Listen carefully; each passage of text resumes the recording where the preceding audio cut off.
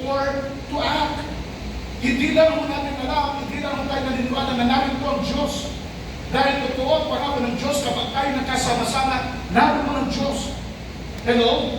Hindi ito ang Diyos at nalilibot sa kanyang panahon kapag mayroong babae, dalawa, tatlo na nagkatipon, siya naroon sa kanyang kalangitan. Pero hindi naman po tayo naniniwala na narito ang Diyos, kundi tayong lahat ay dapat nananampalataya, nakikilos at gagalaw ang Diyos. Amen? Amen? The Bible doesn't come because of the program, because we're many. The Bible comes where people believe God will move. Hello? So not just, believing that God exists, not just believing that God is present, but believing that God will move. Dapat naroon ang ating po expectation. Na sa ating pong pagpalito, bibig natin ang pananampalataya.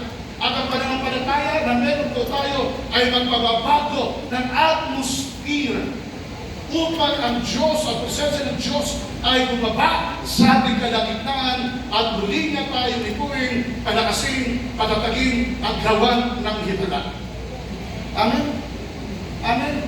So hindi naman po tayo pumunta rito dahil natin na rito ang Diyos. But we should be all excited and expectant that as we come, we know and believe that God will move, that God will perform miracles. Amen? Amen. Pero, this faith shapes spiritual atmosphere and room full of believers that expectation invite the very presence of God. Look at this. From Mount of Olive, God separated this 120 and placed them in an upper room with common denominator, believing that God will come, that the presence of God will come. Hello? Could you imagine sa isang lugar ngayon, 120, pare-pareho sila nananampalataya. Hello? Hindi po madali na maghintay na 10 araw. Sabi ko nga po, meron ng isa roon. Ang bumigay, malamang makapabakay kung na yung marami. And this is what I believe. God has separated this 120 to the 380. Hello? Why? Kasi bisa nakakahawa yung kawalan ng pagtitiwala at pananampalataya ng iba. Hello? Tama po ba? Magpapagulungan ako ng kausap. Amen. Mahirap yung kasama mo, may nakasama ka na hindi papareho ng pananampalataya, hindi ka pareho ng iyong pagtitiwala. Maaaring isang posibilidad na maapektuhan ka. And I'm sure that is what God did, that He has to separate this 120 from the 380 that now, and bring them into a place. In a place, they were in all of them, with one faith and believing that the very presence of God and the very Holy Spirit, that God the Father promised will come and dwell on each of them. Amen? Amen po ba? Amen. Amen po ba? Amen. Expecting. Alam niyo po, sa matagal ko, sa mga panalangin po, na madalas po natin narinig. Tayo ko, mag-ahon pa ho sa ahon po. Lagi kong narinig yung panalangin, Lord, we are in the spirit of expectancy. Yan ang madalas na panalangin ng mga JL. Lord, we are in the spirit of expectancy that we will move, that we will perform miracle. Hello? Hello? And this is what 120 disciples did at the very time. They are all expectant, believing on the promise of the Father, the coming of the Holy Spirit. Napakahalaga po doon. Hello? Na alam ng Diyos, sa kanyang pagbalik, sa kanyang pagbisita, ang lahat ay nag-e-expect na gaganap at kikilos ng Diyos at gagawa ng himala. Amen? Amen? That should be the spirit. Kapag tayo po ay pumupunta sa lugar dito, na lahat tayo nag-expect, lahat tayo umaasa, na sa ating pagpalito, narito, hindi lang natin alam na narito ang Diyos, nag-expect tayo, gaganaw ang kikilos ang Diyos at gagawa ng himala sa bawat isang isa. Amen. Hallelujah. Are you all with me? Praise God. So revival doesn't happen because of programs or numbers. Revival comes if we, God's people, believe that He will move. Right? Right? Kaya nga po tayo, meron kayong revival eh. No? Dahil sa isang katotohanan, no, sa pananampalataya po natin na-attract sa presence ng Diyos upang gumawa at makita tayo. Amen? Kasi po nakalulungkot. No? Maraming mga pagtitipon, maraming pagsabang nagaganap, maraming lugar na pagtitipon na pagsabang na puno-puno. Pero ang tanong, nananampalataya po ba? Ang tanong, umaasa po ba nararanasan nila ang Diyos no, sa kanilang sa pamagitan ng kanilang pananampalataya? Kasi nakalulungkot sa panahon kapag ang buhay Kristiyano po natin kunti na lang. Traditional. Not because we are Christian, we need and we should be on the church every Sunday. Para na lang tayong minsan na marami, nahatag na lang paa, patungo, cross sa service. Not just to feel guilt, not just to feel guilty, not sa simbahan, but their hearts is really far from God.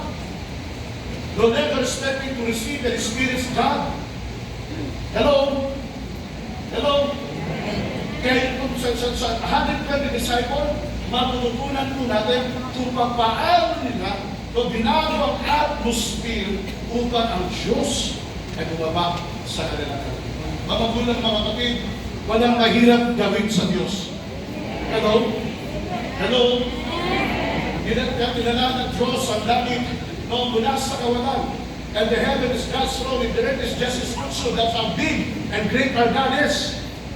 And to Him, nothing is impossible. Ano mang himala na nais natin maranasan no, ay napakadali lamang sa Diyos kung meron lamang po tayong pananampalataya. So could you imagine if all of us will come into this place, exercise and demonstrate that kind of faith, it would not be so hard for God to come and perform miracles in our midst. Amen? Palakpakan po natin. Amen. Hallelujah. Doubt and unbelief create resistance. Doubt and unbelief create resistance. Anticipation and belief create space for miracle. Kaya nga, ang tingin ko God has to separate this 120 to this 380, mas marami. 380 yung hindi naniwala. 380 nag-doubt. 380 yung may takot. At alam natin, ang kalaban ng pananampalataya, ano? Takot. Hello? Hello? Amen po ba? Amen po ba? And God has to separate this 120. Maaaring maapektuhan. Nung kawalan ng pagtitiwala pananampalataya ng 380. And this 120 believed and then had the courage to go back to Jerusalem. Stay in the upper room for 10 days, waiting, praying, pressing, until they receive what they believe, the coming of the Holy Spirit. Amen? Amen? Yung 120 po ba, nung bumalik po ba sila sa Jerusalem, sa upper room, nakita na po ba kagad nila yung fire? Hello? Hello? Wala. But their faith prepared them to receive the Holy Spirit. Hello? I will repeat. No, their faith prepared this 120 disciple to receive the Holy Spirit. At the very time, at the very moment, God speak the promise, they believe, they hold on that on the promise, they believe on the promise, go back to Jerusalem. Hello? And that faith was, sa kanila po paglalakbay, inihanda, no, nila, na kaihanda nila kanilang sarili sa pamagitan ng kanilang pananampalataya para maranasan po nila ang banal na Espiritu. Amen? Pananampalataya. Hello? Hello? I'm sure, kumbaga, what God really wanted us all even to learn from the life of the disciples to really pray with expectancy. Naway, maging narinig natin muli yung ganong translate, no, ng lalim na panalangin, Father, we are in the spirit of expectancy.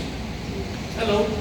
Could you imagine knowing God from in heaven, not from His very throne, seeing all of us expectant, hindi po mahirap para sa Diyos gumawa po ng himala.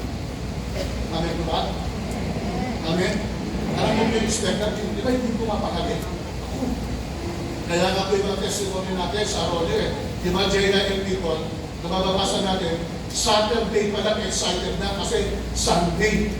Sabi nung magbabasa sa ating Jaina story, sa Saturday pa lang, piniprepare na nila yung susot nila. Nakahanda na sila para sa susunod sa balang kinabukasan.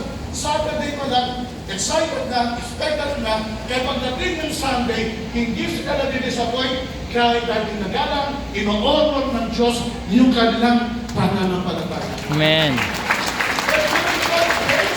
Ang hinalang na pinipinagal, nagdulay na lamang kagaling ko. Hindi mahirap para sa Diyos na mag-show up every Sunday, gumawa ng himala dahil ang lahat ay na dumadako roon ay may pananampalataya at expecting magagalaw at kikilos ng Diyos. Amen?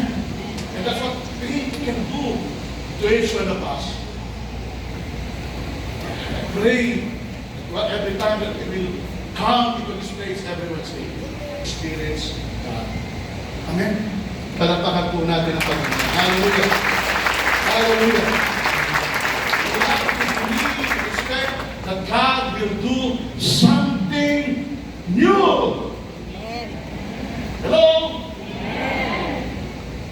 Kumbaga, sabi nga nung nakawit steadfast love of the Lord never ceases.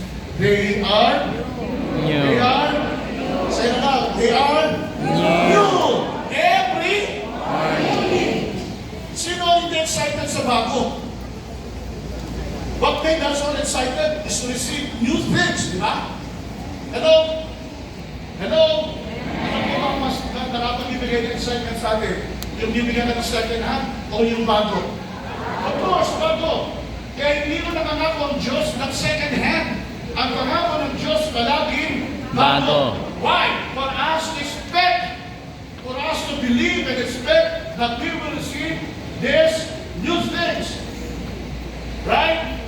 Amen? Jeremiah 33 verse 3, if we will call upon God, He will surely answer us and show us great and mighty things. So never come to the Lord, never pray for ordinary, simple things. Hindi yun ang pangako ng Diyos sa atin, kundi mga bago at mga bagay na halos di po natin maunawaan. Amen? Amen?